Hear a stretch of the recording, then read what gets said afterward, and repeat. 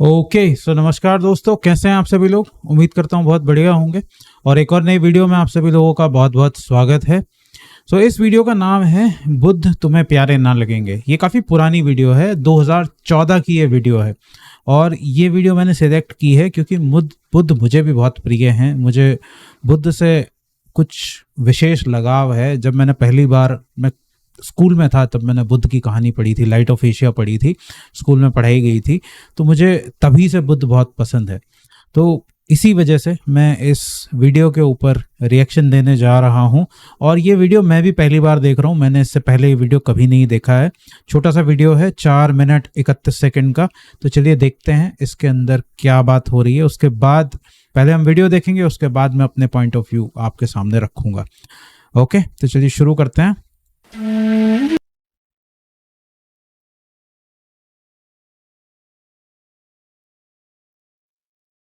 जो कपड़ा खरीदने जा रहा है और कपड़ा खरीदते समय कह रहा है 3 बातें। दिखता अच्छा हो, छूने में अच्छा हो, शरीर पे अच्छा हो और जब मैं इसे पहनूं तो दूसरों को ये लगे कि महंगा कपड़ा है। उसने 4 शर्तें रखी है कपड़ा खरीदने के लिए। ठीक है, ध्यान दीजिएगा। आंखों से अच्छा दिखे, छूने में मस्त हो,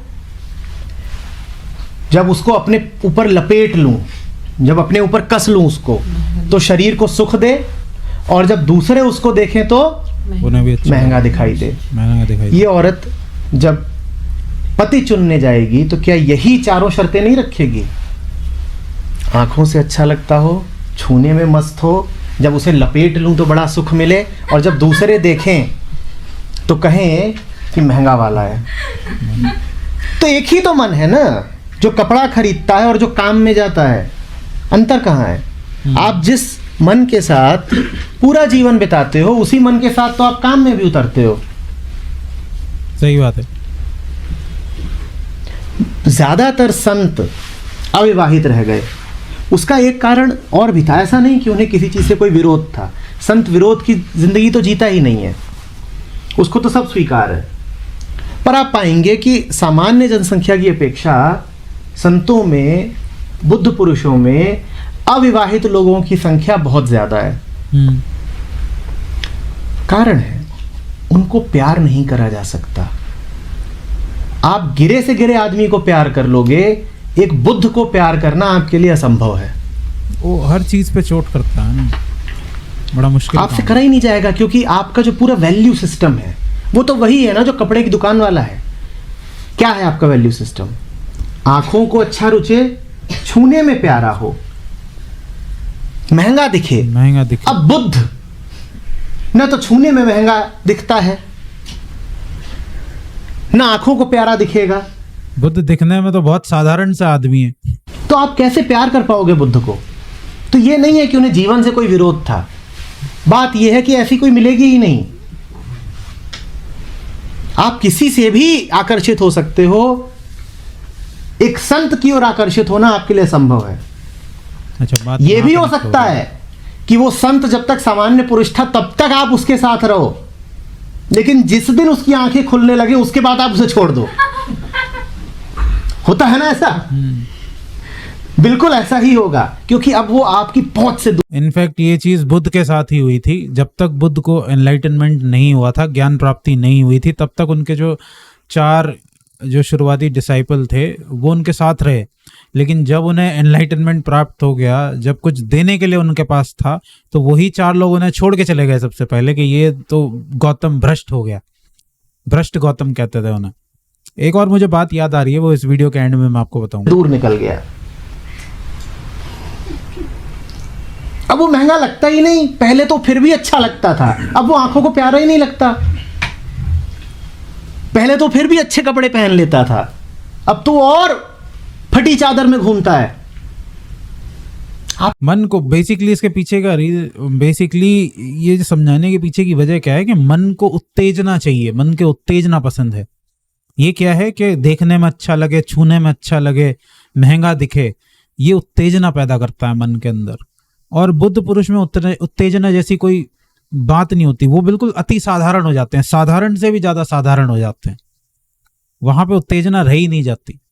लाओ त्सु कहते थे कि ताओ बिल्कुल क्या होता है, ताओ का जो स्वाद होता है, वो ताओ के स्वाद की बात करते थे कि ताओ का जो स्वाद होता है वो अति साधारण होता है, अति साधारण स्वाद।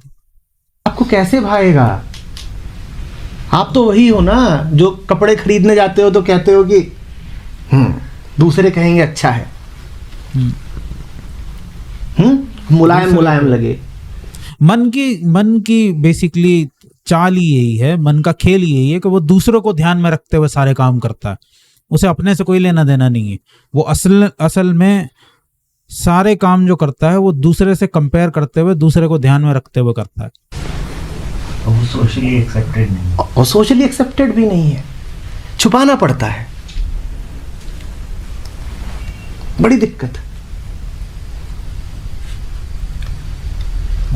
अगर महावीर की तरफ आप जाओगे, वर्तमान महावीर की तरफ आप जाओगे, तो उन्होंने तो वस्त्रों का ही त्याग कर दिया था। अब कैसे उनको स्वीकारे समाज? शुरुआत में तो बड़ा मुश्किल रहा होगा समाज के लिए स्वीकार करना, क्योंकि उन्होंने वो इतने सरल हो गए कि उन्होंने तो वस्त्रों का ही त्याग कर दिया। माए ऑल्सो ना कि उनको भी कोई ना पसंद आए, वो भी उस स्टेट में है। वो पसंद नापसंद में रहते नहीं, मैंने कहा ना, उनका विरोध खत्म हो गया होता है।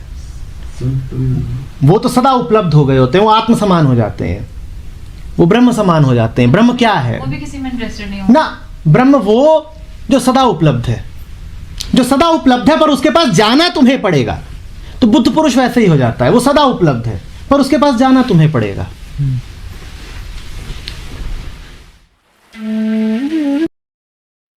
चलो, हाँ, इसी से रिलेटेड मुझे एक बड़ी पुरानी बात याद आई थी। तो मैंने एक चीज बिहेवियर बड़ा नोट किया है मार्केटिंग वालों में, जो सेल्स एंड मार्केटिंग की फील्ड से जो रिलेटेड होते हैं, वो ये कि उनकी ना छोटी छोटी बात पे ना गोली देने की, गोलीबाजी करने की और झूठ बोलने की बड़ी आदत होती है। उनका काम ही नहीं चलता बिना गोलीबाजी के। तो घर वाले क्या एक्सपेक्ट करते हैं, जनरली क्या उम्मीद लगा के बैठते हैं कि कोई अगर झूठ बोलता है, आमतौर पे ही मैं चलो इसको जनरलाइज कर देता हूँ बात को, कि अगर कोई झूठ बोलता है तो घर के बाहर बोले, हमसे आके सच बोले। पर ऐसा होता नहीं है। प्रैक्टिकली क्या होता है, असल लाइफ में क्या होता है कि कोई आदमी अगर बाहर झूठ बोलता है तो वो घर में भी झूठ बोलेगा। कोई अगर बाहर जाके गोलीबाजी देता है, गोली देता है, लोगों को घुमाता फिराता है, तो वो घर के लोगों को भी गोली ही देगा। सही बात वो उन्हें भी नहीं बताएगा। गोली समझते हो ना? गोलीबाजी का मतलब होता है सही बात ना बताना, घुमा फिरा के कुछ और ही बात बता देना, या सच ना बोलना। कोई आदमी, अगर किसी आदमी की आदत बन चुकी है झूठ बोलने की, तो ऐसा नहीं है कि वो घर के बाहर भी झूठ बोलेगा, वो घर वालों से भी झूठ बोलेगा। क्योंकि जिस मन से वो बाहर लोगों के साथ मिल रहा है, वही मन तो वो घर के अंदर भी लेके आ रहा है ना। वो उस मन को वो कहीं और छोड़ के थोड़ी आ जाता है, वही उसकी आदत बन चुकी है। और आदत मन का हिस्सा है। अगर आप इसी आदत से चल रहे हो कि आप दिन में हजारों बार झूठ बोल रहे हो, तो उसी हजारों बार झूठ वाली आदत के साथ आप घर में भी आ रहे हो। वही आपकी प्रैक्टिस हो चुकी है। वही जो प्रैक्टिस आपने बाहर वालों के साथ दोहराई है, वही आप घर वालों के साथ भी दोहराओगे। तो जो मन के साथ, ये इसलिए बड़ी खतरनाक बात है, इसलिए बड़ा सावधान रहना पड़ता है। जो मन बाहर दिखावे में इंटरेस्टेड है, वो अंदर भी दिखावे में ही इंटरेस्टेड होगा। ओके, तो छोटी सी ये वीडियो थी। आप लोगों का क्या सोचना है कमेंट सेक्शन में लिखकर मुझे ज़रूर बताइएगा। बाकी मैंने तो अपने विचार आप लोगों के सामने रख ही दिए हैं। कुछ और अगर आप लोगों का थॉट प्रोसेस है, आप कुछ डिफरेंट सोचते हैं इसके बारे में, तो मुझे कमेंट सेक्शन में ज़रूर लिखकर बताइए। बाकी मैं चलता हूँ, मैं मिलूंगा आप लोगों से अगले वीडियो में। तब तक के लिए वीडियो को लाइक कीजिए और चैनल को सब्सक्राइब ज़रूर कीजिए। Thank you so much for watching.